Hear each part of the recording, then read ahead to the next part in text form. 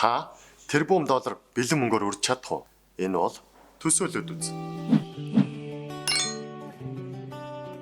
Та нэг өдрийн дотор тэрбум доллартай болсон гэж төсөөлцгөө. Тийм ээ. Тэрбум.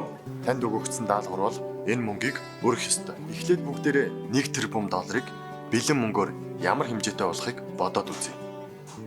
Хамгийн том дэвсгэрт буюу 100 долларын дэвсгэртийг дээрээс нь давхарлаж харвал 1 тэрбум доллар маань 1092 м буюу Улаанбаатар хотын хамгийн өндөр барилгуудын нэг туушин зочид буудлыг 10 давхарласантай тэнцэх юм.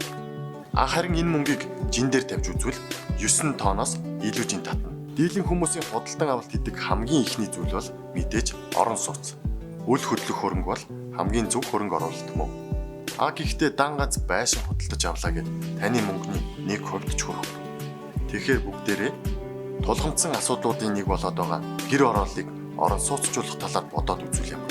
Монгол дунджаар 1 м квадрат байшин 650 мянга буюу одоогийн ханшаар 236 доллараар босдог. Тэгвэл бүгдээрээ 3000 м квадрат 50 айлын орон сууц барьлаа гэж бод. 710 мянган доллар.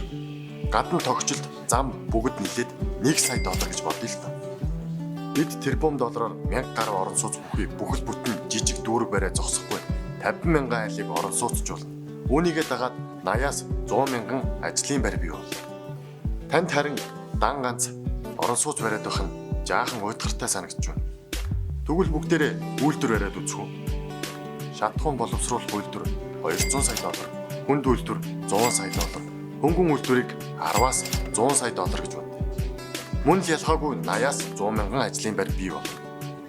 1 тэрбум доллар гэдэг маань ийм л их мөнгө. Харин бид сүүлийн 20 жилийн хугацаанд гэр хорооллыг орон сууцжуулж Улаанбаатар хотын утааг арилгах төсөлд хичнээн тэрбум доллар зарцуулсан бол